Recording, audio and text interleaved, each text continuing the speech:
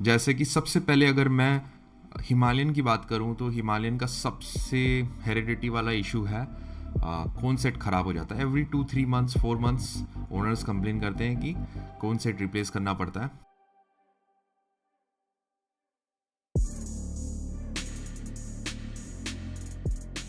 Hello YouTube, welcome back to today's video. और आज के वीडियो में मैं आपको कंपैरिजन कर रहा हूँ the royal Enfield Himalayan 411 and the KTM adventure 390।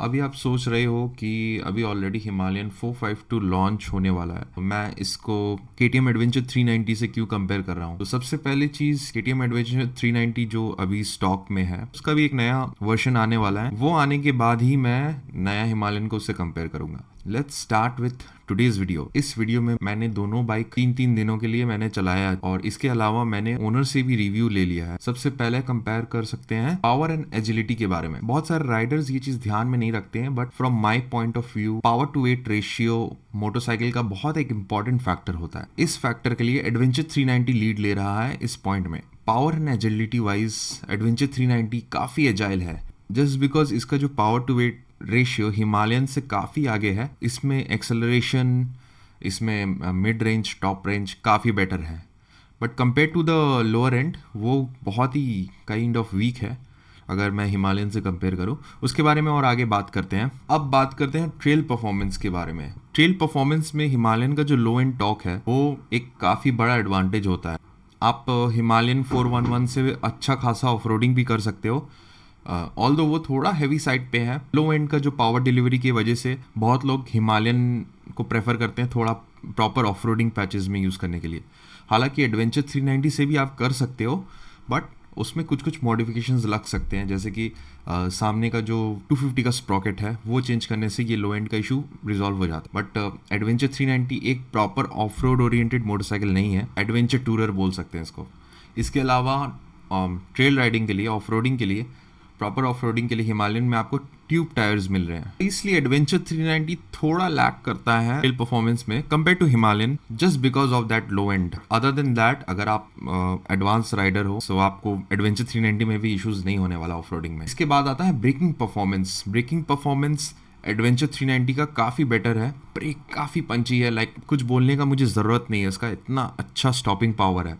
और हिमालयन का भी ब्रेकिंग काफ़ी अच्छा है, बट अगर मैं ये दोनों बाइक को कंपेयर करूंगा तो ब्रेकिंग के हिसाब से adventure 390 is a clear winner. अब बात करते हैं कॉमन इश्यूज के बारे में। दोनों बाइक में कुछ कुछ इश्यूज है, जैसे कि सबसे पहले अगर मैं हिमालयन की बात करूं तो हिमालयन का सबसे हेरिडिटी वाला इशू है कौन सेट खराब हो जाता है। Every 2-3 months 4 months owners complain करते हैं कि कौन सेट रिप्लेस करना पड़ता है।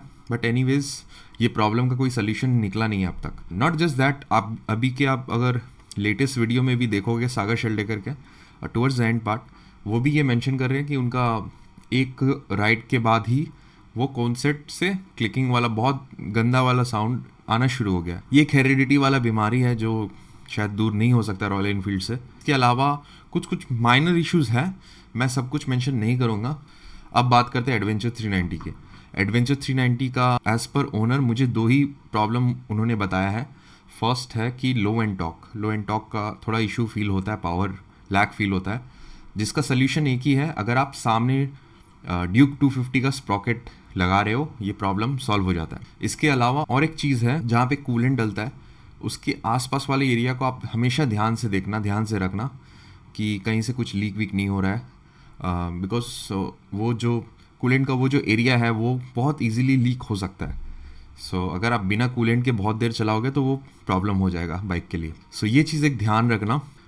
इसके अलावा और फिलहाल तो कोई इश्यूज़ मुझे ओनर ने नहीं बताया एज ऑफ नाउ, इतना ही इश्यूज़ है एडवेंचर 390 में। और एक मैं बताना चाहता हूँ कि जो इलेक्ट्रॉनिक्स है एडवेंचर 390 में बहुत ही अच्छे अच्छे इलेक्ट्रॉनिक्स दिया है कंपनी ने। स्पेसिफिकेशन की बात मैं नहीं करूँगा, बट कभी कभी ये इलेक्ट्रॉनिक्स काम नहीं करते हैं, जैसे कि क्विक शिफ्टर जब ये काम करता है तो भाई वर्क्स सो स्मूथली, बट जब ये काम नहीं करता it becomes very annoying. Every bike will have some issue or the other. इसके बाद जाते हैं माइलेज एंड स्पीड में। माइलेज में हिमालयन क्लियर विनर है। मेरे भाई जास को अभी ऑलमोस्ट 30s के ऊपर 30 के ऊपर ही माइलेज मिल रहा है सिटी में। ऑल्सो राइडर के चलाने के हैबिट के ऊपर भी वो डिपेंड करता है। और एडवेंचर 390 का माइलेज जस्ट बिकॉज उसमें सेम इंजन है KTM का, जो कि आपका ड्यूक और RC दोनों में है, सो उसमें माइलेज आपको थोड़ा कम मिलेगा, लाइक क्लोज टू 23, 24 और इवन लेस अगर आप बहुत अग्रेसिवली चला रहे हो।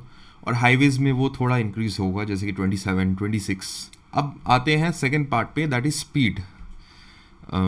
ये जो 390 इंजन है ये सबसे पावरफुल सिंगल सिलेंडर इंजन है फिलहाल। अभी नया ड्यूक का मैं बात नहीं कर रहा हूँ, मैं जस्ट एग्जिस्टिंग का बात कर रहा हूँ। Acceleration is top notch, top and इसका भाई 160 भागती है ये। सो स्पीड के मामले में एडवेंचर 390 एनी डे, मतलब आप थ्रॉटल भगाओगे तो आपको फील होगा कि ये इसके अंदर का ड्यूक 390 जाग गया है। एक्चुअली ये वही है, एक्चुअली ये ड्यूक 390 ही है। Chassis frame more less based on the Duke 390 and the engine is the same. So सिर्फ ट्रैवल सस्पेंशन आपको बेटर मिल रहा है और कुछ ट्वीक्स है, handle bars, riding posture comfortable है काफ़ी, बट इसके अंदर में जो है वो ड्यूक ही है। तो स्पीड में ये बहुत आगे है कंपेयर टू हिमालयन। अब बात करते हैं अर्गोनॉमिक्स की। हिमालयन का जो सीट काफ़ी लो है कंपेयर टू एडवेंचर 390, इससे बहुत सारे ऑडियंस अप्रोच कर पाएंगे हिमालयन की तरफ। बट एडवेंचर 390 5.8 एंड अबव, अगर आप शॉर्ट हो, अगर आप एक्सपीरियंस्ड हो तो आप चला सकते हो, बट ऐसा कोई बात नहीं है। As a very comfortable bike, मैं 5'10" होकर दोनों फीट को फ्लैट फीट नहीं कर सक रहा था। इसका सीट हाइट काफ़ी ऊंचा है। पॉस्चर की बात करते हैं, राइडिंग पॉस्चर की, तो दोनों बाइक मोरलेस टूरिंग पॉस्चर ही है, दोनों में एकदम कंफर्टेबल है। आप दोनों में सैडल कर सकते हो खड़े होकर। There is a issue with the adventure 390 जो शायद मुझे आदत नहीं हुआ है, बट उसका मुझे लगा कि उसकी टैंक के साइड का जो स्पेस है वो थोड़ा एंड्योरो काइंड ऑफ लगा। स्पेस बहुत कम है, लाइक अगर आप दोनों लेग्स को उसमें ग्रैब करोगे टैंक को, तो वो थोड़ा मुझे पतला लगा। तो हिमालयन में वो इशू नहीं है। हिमालयन में like you can easily stand up, saddle और आप टैंक को ग्रैब कर सकते हो। सो ये चीज़ मुझे एक लगा। बट अगर दोनों में से मैं दोनों में से मैं कंपेयर करूं अर्गोनॉमिक्स के हिसाब से, कंफर्टेबल मुझे एडवेंचर 390 ही लगा है। सो कंक्लूजन ये होगा कि अगर आपका क्राइटेरिया परफॉर्मेंस है, इलेक्ट्रॉनिक्स है एंड फीचर्स है and as a overall allrounder, आप एडवेंचर 390 ले सकते हो। थोड़ा बहुत ट्रेल्स पे जाना प्रेफर करते हो, आप RE के फ़ैन भी हो, मैं बोलूँगा कि आप हिमालयन 411 ले सकते हो। But in my opinion adventure 390 is a clear winner, because उसका सिर्फ और सिर्फ एक 250 का स्प्रॉकेट आप सामने का लगा दोगे तो गेम चेंज हो जाएगा पूरा। उसके अलावा और कोई इश्यूज़ नहीं है। आपको अगर इन दोनों बाइक में से किसी के बारे में भी कुछ भी क्वेश्चंस होगा तो आप पूछ सकते हो मुझे। And don't forget to subscribe, don't forget to follow me on Instagram. And if you have any questions, आपके पास कुछ भी सवाल होगा कोई भी बाइक्स रिलेटेड, तो आप मुझे फॉलो करके DM कर सकते हो। So that is all guys. So that is MotoZo signing off. Bye bye. See you again in the next video.